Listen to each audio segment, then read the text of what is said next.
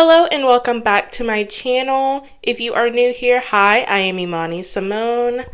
Today's video is very important to me.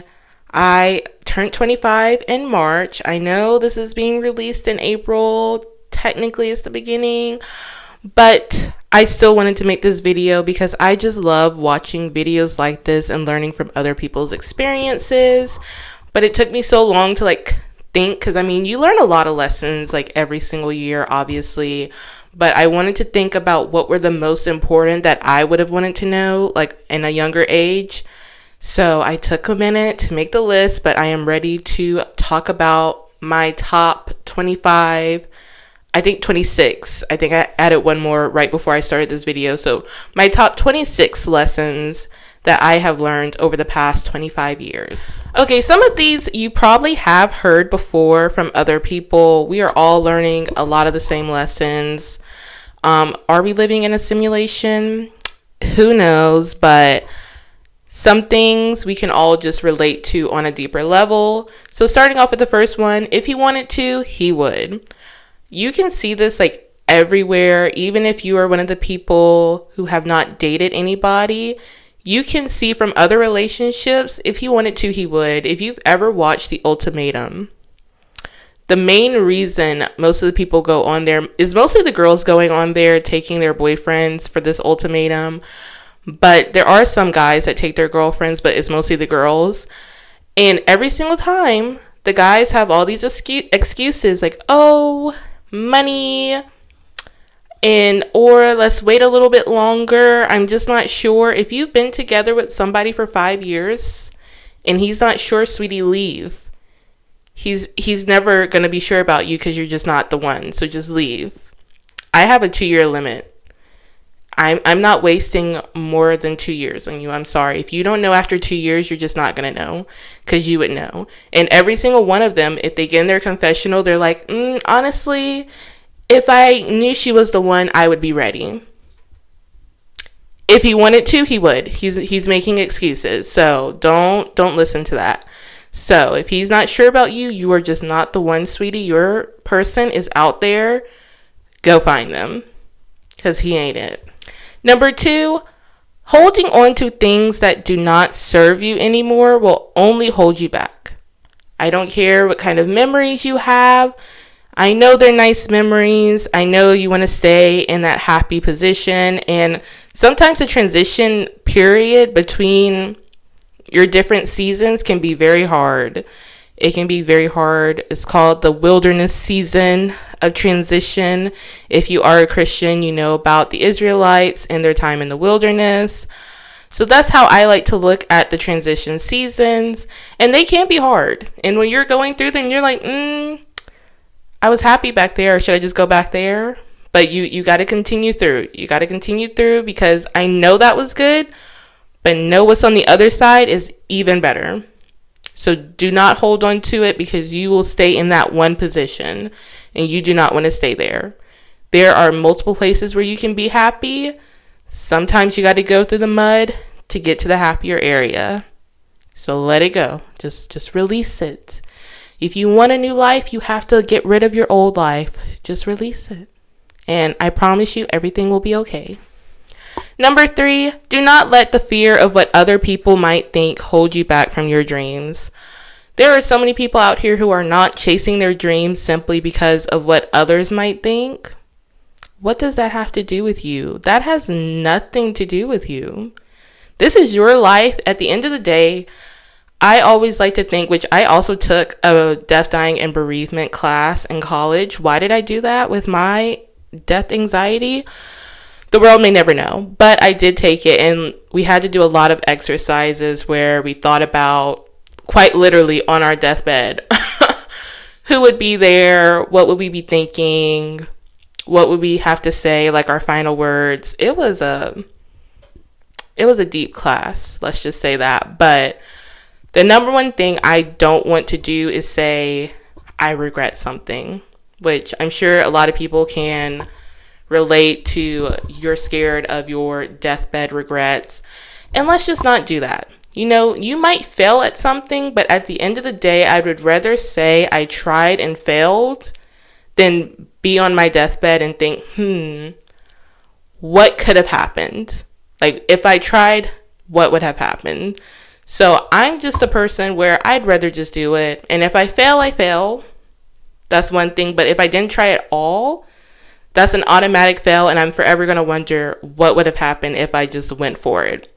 So don't let other people's fears hold you back, because at the end of the day, this is your life. You're the one who's going to have to do your own self-reflections and reflect back on your life. And guess what? Those people are going to be on about their life. And some of those people who are trying to discourage you from your dreams, in all honesty, they also got discouraged from their dreams. And so they don't want you to reach your dreams. They want you to fail just like they failed. So don't listen to it. Go about your life. Live your life like you are the only one living it, because you are. Number 4, never tell a man what your non-negotiables are. I had to learn this the hard way. Don't tell him what you're looking for, what you expect. Don't do any of that, because he's going to sit there and pretend to be just that. And as soon as he gets you, he's going to switch up. It's going to be a complete 180. And you're going to be sitting there confused. And it's because he listened to every single thing you say. You think they're not listening. They are listening. They are taking notes. He's going to act just like the perfect man for you. And as soon as he gets you, then all of a sudden you're like, what happened? Why are you acting crazy? So I like to just not answer that question anymore. I don't answer it. I have my list in my head. And trust me, I'm going through the list as we're talking, okay? Like, I can do it. I don't need to tell you what I'm looking for. I know what I'm looking for, and you'll know if you're what I'm looking for if I stay talking to you or not, and that's all you need to know. Which leads to number 5. Even though you shouldn't tell him what your non-negotiables are, you should have a list, especially if you are intentionally dating for a marriage or a lifelong partner. You need to have a list. It keeps the relationship in check. And honestly, before feelings get too deep, you need to be checking, like after the first date. Have a list, have a set of questions that will answer, is this person who you're looking for? Like I said, don't tell him what you're looking for, so he will answer those questions truthfully, so you will know if he truly is somebody that you can see yourself moving forward for, if you align, your futures, values, what do you want out of life. Make sure y'all align. Also, that I'll just put that as a sub tip in this tip. Make sure y'all are aligning, especially because if you're intentionally dating for a marriage should be a lifelong commitment. I understand sometimes it's not, but it's supposed to be a lifelong commitment. So y'all need to be aligned. If you watched Married at First Sight, wasn't it Chloe and Michael? So Chloe and Michael, they were nowhere near aligned. She's over here trying to have 5 foster kids, each with their own bedroom. That's a 6-bedroom house. The house that they looked at was like 2 bedrooms, and that thing was expensive. Ma'am, where are y'all affording a 6-bedroom house? Because this 2-bedroom right here was expensive. She wanted an animal sanctuary. They were not aligning. They were not aligning. You can't go about your futures that way, because if you have your goals, he has his goals. If y'all aren't aligning, one of y'all is going to have to compromise, and then one of y'all are eventually going to get bitter because your goals aren't aligning. So make sure you have your list in the back of your head. Make sure you are actually using that list. Do not get 3 years in and realize you're nothing what I want and we don't align and I can't see myself going forward with you. Do not wait till then. Have your list and use it. Number 6 is one I think we have all experienced in some form or another, but jealous or copycat friends are not your friends. They will always see you as competition. I cannot stress this enough. I don't know how I always end up with at least one person in my friend group that I have to deal with. I'm over it. I'm sorry, but I'm over it. Especially when nobody wants to believe you that they're copying you. Aggravating. That's what that is. That's called aggravating, especially when you can list all the instances of them copying you, but you had private conversations, and so you're the only one that knows. you're the one who said that, and they're just going and repeating it. Literally had this girl, I told her, oh, I think I want to pick up a hobby of tennis and golf. We were on our way to eat dinner with another friend.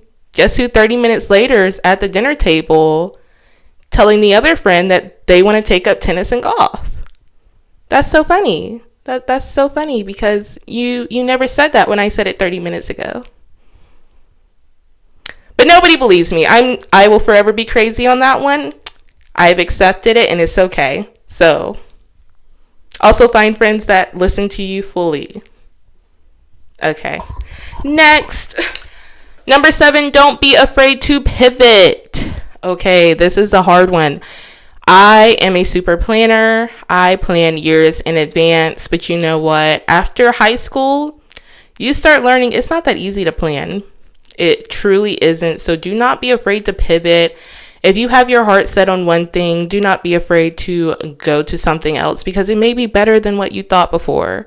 I was dead set on LA since I was literally a child. I would tell everybody I'm moving to LA. I'm moving to LA. You know what? One day I might move to LA. I don't know. As a Southerner, I cannot imagine paying $1 million for a shack in a horrible neighborhood at that. But maybe if I hit the lottery, maybe I will go there. But either way, I was still set on that through my college career. And then at some point, I ended up in South Korea. And I moved to South Korea instead of LA. It was one of the best decisions of my life, though. So I'm happy I did pivot and not just stick with, well, you've wanted to go to LA since you were a child, so we need to see this through. Because honestly, LA will be there. Unless it goes under the ocean. That's still yet to be determined, though. So don't be afraid to pivot. Number 8, your new life will cost you your old life. So I did move back to America in October of last year. And honestly, it took me a long time to get over the fact that I was back. I knew it was the right decision. I knew I still miss Korea. I do. And I may go back one day in a different way. Definitely not teaching. I'm Generation Alpha. Over them. So, not going back teaching, but it still took me a long time. I mourned my old life for a hot second. But I knew the goals that I had, and I knew if I stayed there, honestly, I was never going to reach those goals. Well, not all of them. Some of them, yeah, I probably could have reached, but if I stayed in that position, I was never going to reach the true goals that I had in life. So, you know what? Yes, my new life is going to cost me that old one. I have the goals over here. I can't reach them from here, so I had to let that old life go to get to that new life, and I know that new life is better. I still have the memories from the old life, and they were good, but like I said, I can't let those old happy memories hold me back, and I'm not letting them hold me back. So grieve your old life if you have to, but continue on to your new life. Number 9, you cannot blame yourself for something you did not know, but once you know, do better.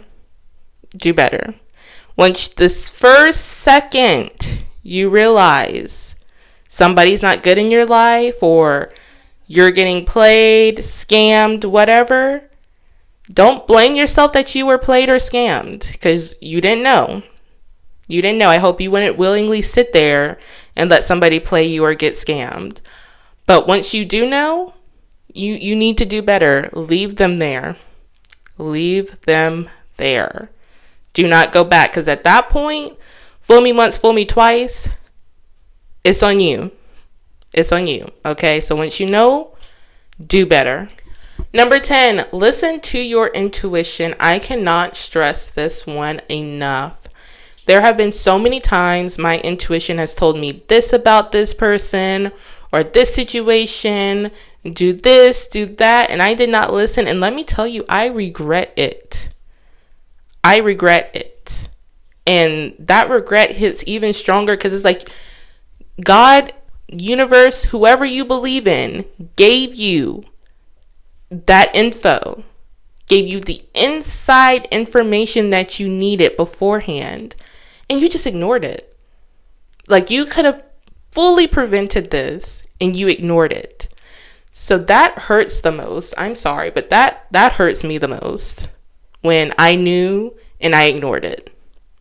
Listen to your intuition. It can also save your life. Okay?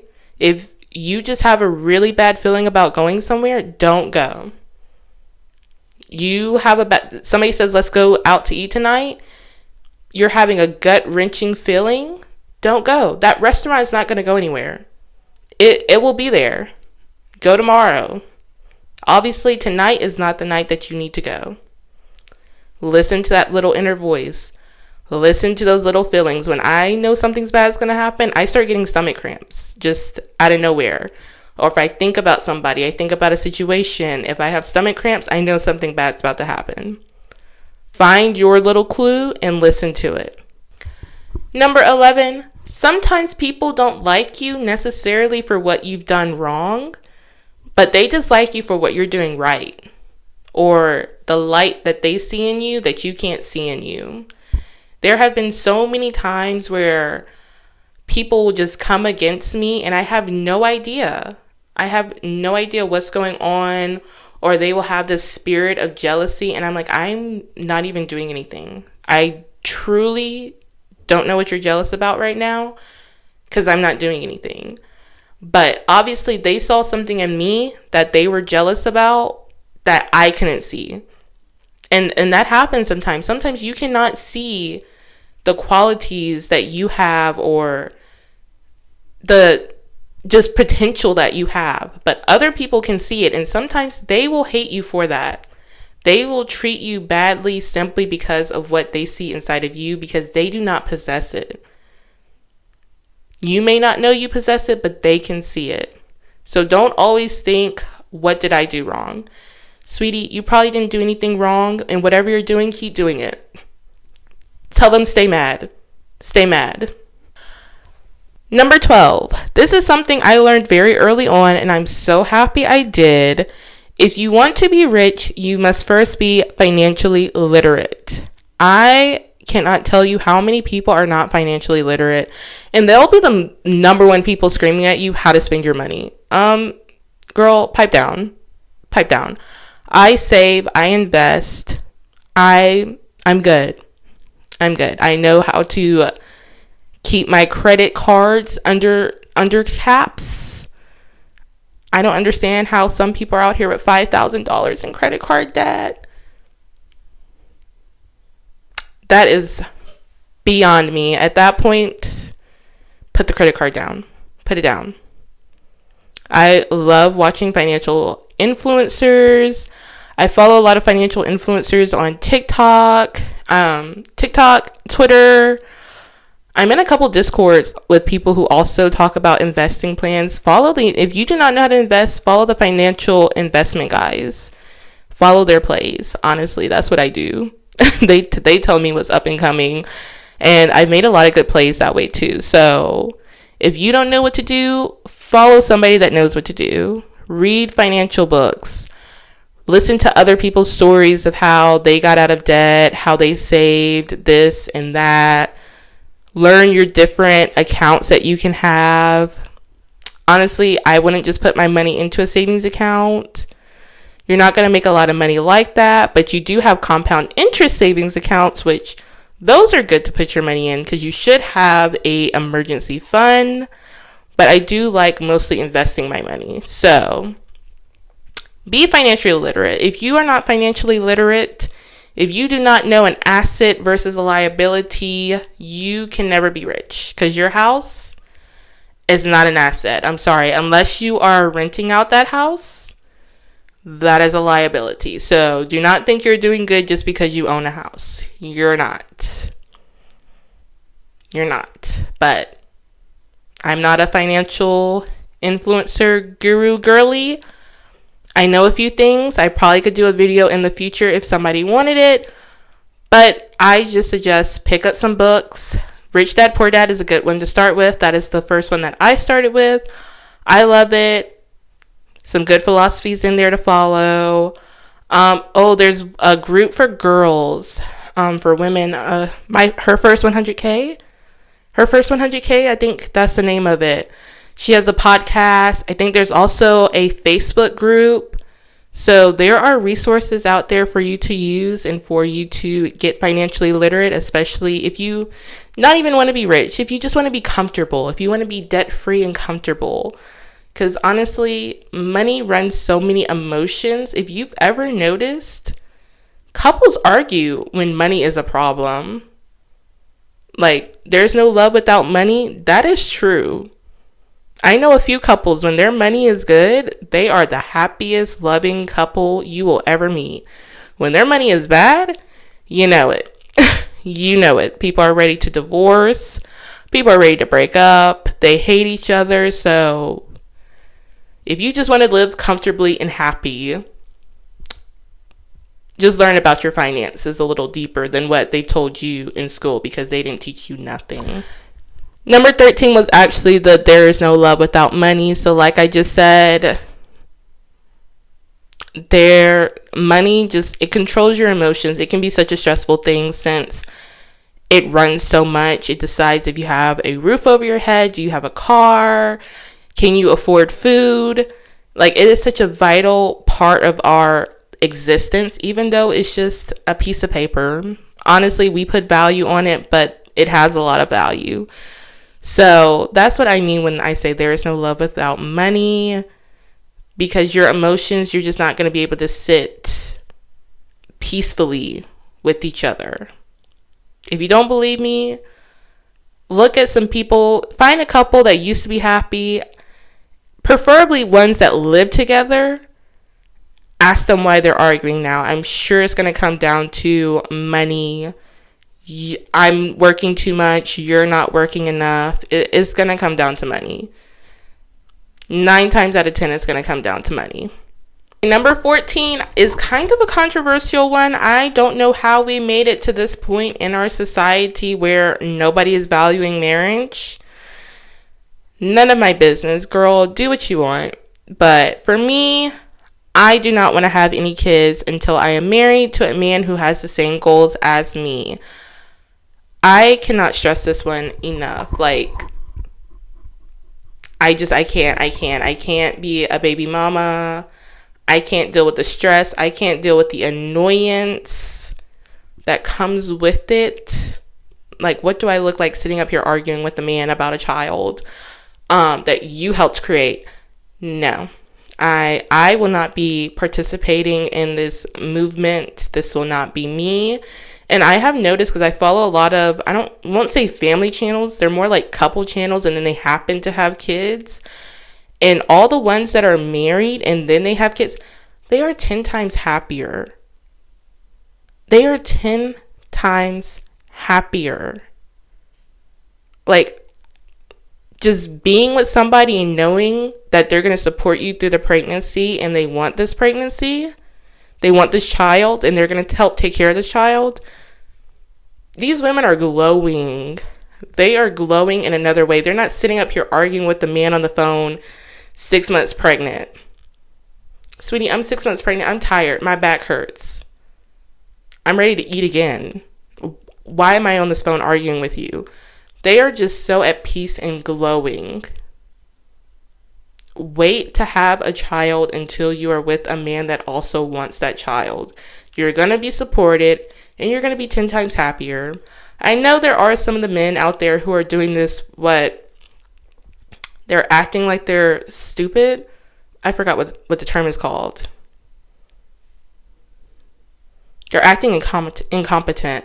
I forgot what the term is, but it was a whole TikTok trend thing a while ago.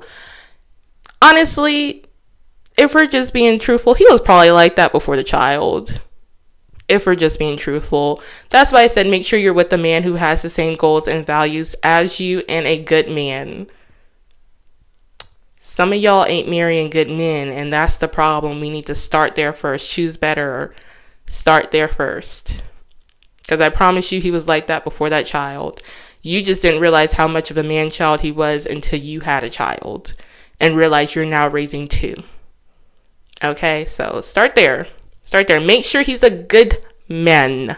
That's a good man, Savannah. Make sure that's a good man. Number 15, pay attention to the lies the enemy is telling you because they point to your destiny that he is trying to kill. Most of the time, this stuff the lies start coming in when you are a child before you even know what your destiny is. So by the time you are faced with your destiny, you just have so much anxiety and imposter syndrome and just doubt surrounding your destiny because the enemy has already filled your head with lies. Okay? If he told you you're ugly, but you want to be a model,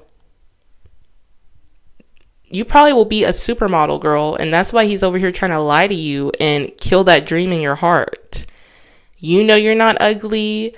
Everybody else knows you're not ugly. You might even have a scout in your DM right now, but you're trying to tell him, hey, no, I can't do this because I'm not pretty enough. Listen to the lies the enemy is trying to tell you. They are connected to your destiny.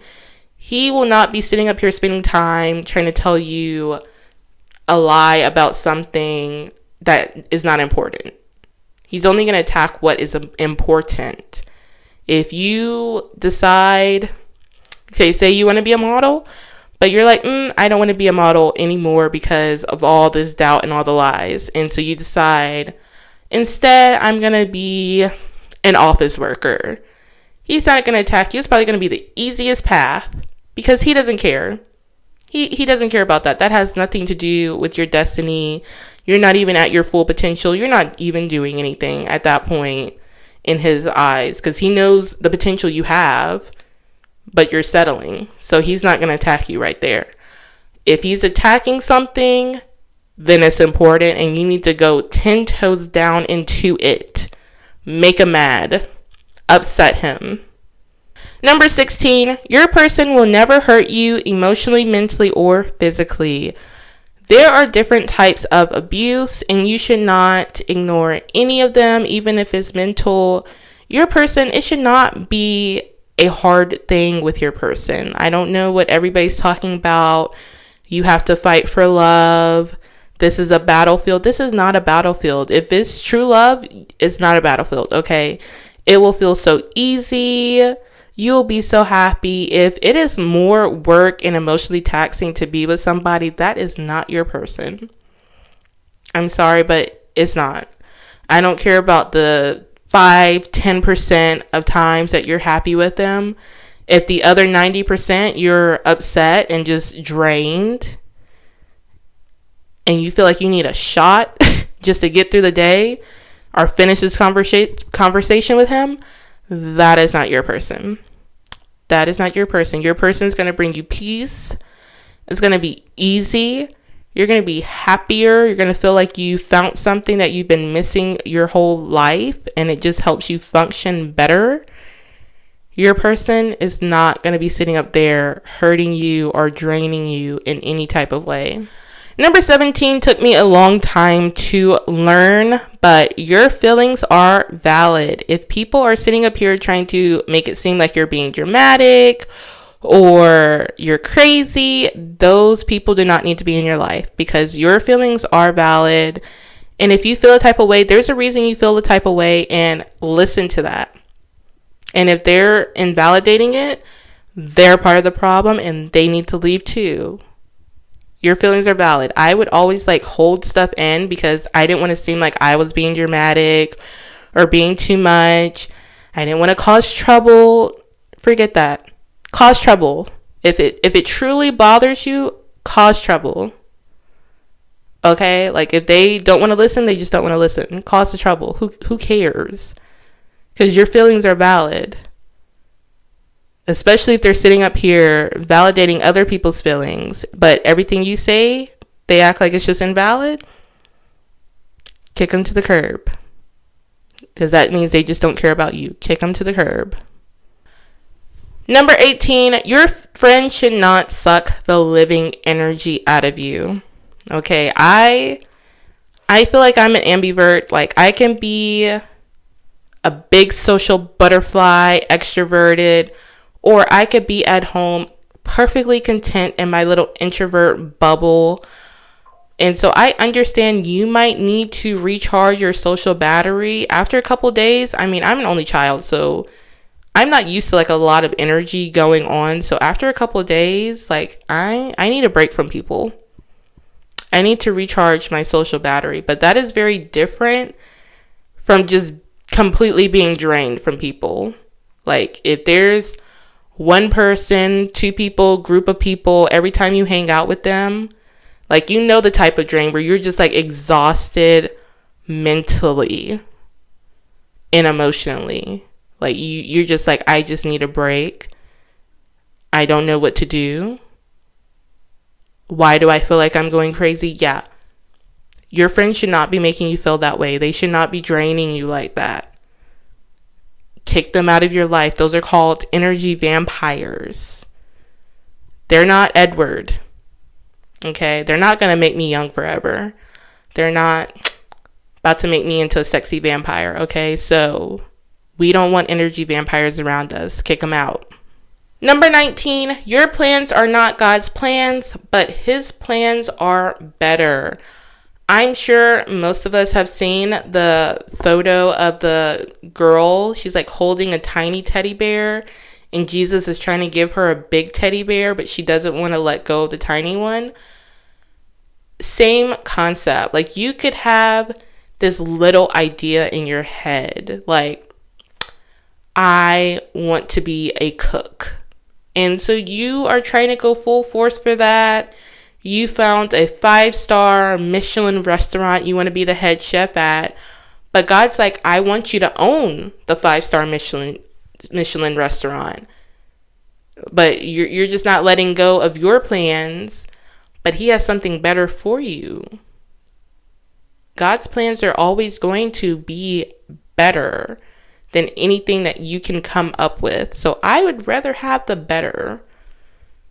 I know I have my plans, but He ultimately knows what we need. We know what we want. Sometimes we know what we need, but most of the times we're going by our emotions of what we want. So listen to Him. Your life is going to go so much better. You're going to be so happy. You didn't even know you needed this in your life. So yeah, don't be that girl holding on to a little teddy bear. And God wants to give you more. And along with that, number 20, worrying about the future will only cause anxiety for you or stress you out. Like, you honestly cannot worry about the future. And there's nothing you can do about it now. Like, even if you had a goal in mind and you were working for it, anything could happen where that goal completely changes in 5 years. Which, don't be afraid to pivot. Going back to another lesson that I learned. Just because you're working towards something right now and plans change in the future, don't be afraid to pivot. But that's why you cannot worry about the future, because the future is going to take care of itself. It doesn't matter how many nights you sit up here worrying and stressing. The future is what it is. You're not doing yourself any favors sitting up here worrying about it, because you just have no idea what natural disasters are going to happen, what life experiences are going to happen, what opportunities are going to open up for you. Just don't worry about it. Worry about today, maybe worry about tomorrow, but a month or two from now, don't worry about that. You don't even know who you will meet on the street in a month or two. That could completely change your life, so don't make yourself sick. Be at peace. Number 21, never listen to other people's opinions about you. If we're just being honest, a lot of people don't even like themselves. They don't. So if you don't even like yourself, I don't know why I'm listening to what you have to say about me, because you've been with yourself your whole life and you don't even like yourself. So you have nothing you can say to me. So yeah, let it go in one ear and out the other, girl. Number 22, do what is best for you. Honestly, other people are not going to give you the same respect that you give them. So do what is best for you. You might be trying not to hurt somebody's feelings. Like, you all know, like, that one friend or boyfriend or family member that you need to cut off, but you're holding on to them because you don't want to hurt their feelings. Hurt their feelings. If it's what's best for you, try to do it in a nice way and hurt their feelings, because they're not going to give you the same respect. I can't tell you how many relationships I have stayed in because I didn't want to hurt the other person's feelings, and then they hit me with a bulldozer. Well, God, I should have let you go a month ago. Like, I'm sitting up here trying not to hurt your feelings. I'm miserable. For what reason? Do what is best for you. Show yourself the respect that you show others, because they're not going to show it to you. Number 23, protect your energy, even if it means cutting off family members. I do not care who it is. If it is affecting your energy and affecting you, cut them off. I know people are like, oh, family blood is thicker than water. Yeah, and some people need distance, okay? We're not holding on to toxic people. Family members are not always good for you. There are some people you should forgive them. If they have been good to you at some point and you just had a falling out, evaluate, can you actually get over that and forgive them? But there are some people who are just the spawn of Satan, and you need to cut them off. And they have never been good for you. If we're just being honest, keep them out of your life. It's protecting you. It's protecting your future family. Cut them off. And if your other family members don't understand, who cares? Who cares? Tell them they can stay neutral. Or if they want to pick a side, let them pick a side, and they can be cut off too. Because remember, your feelings are valid. And if you don't want this person in your life, you shouldn't be forced to have this person in your life. Number 24, just because it happened like that for that person does not mean it's going to happen the same way for you.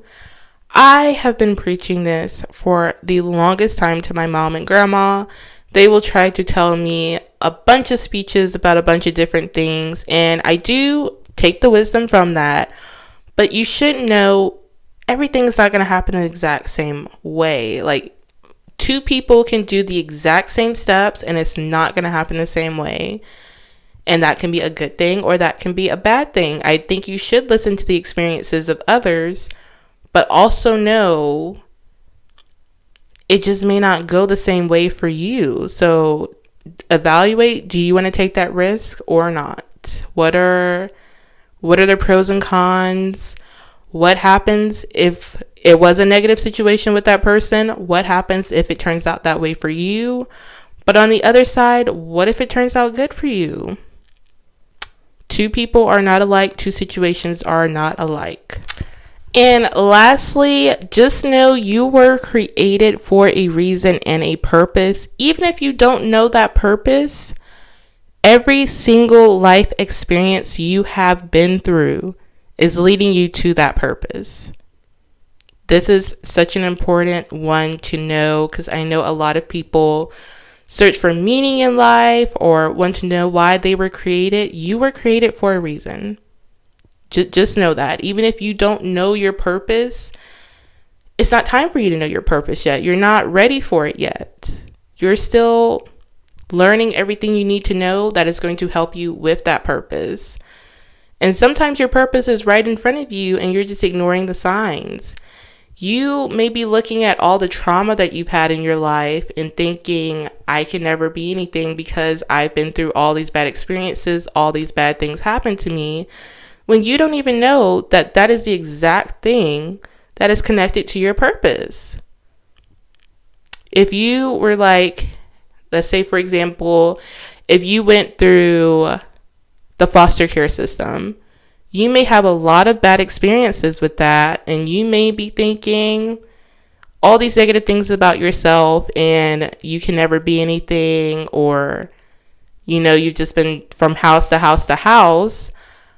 But that is the exact thing that you need for your purpose. You may need to go be a social worker and help other foster kids. You may need to be a foster parent yourself and provide that home for kids that you never had. So just know all your life experiences are adding up to your purpose, and you do have a purpose for being on this earth. Thank you so much for watching this video. Please let me know down below, what was your favorite life lesson that I discussed today? What life lessons have you learned? If you are an older person, please drop some wisdom down below in the comments. And if you like this video, please give it a like, comment, and subscribe, and I will see you in the next one.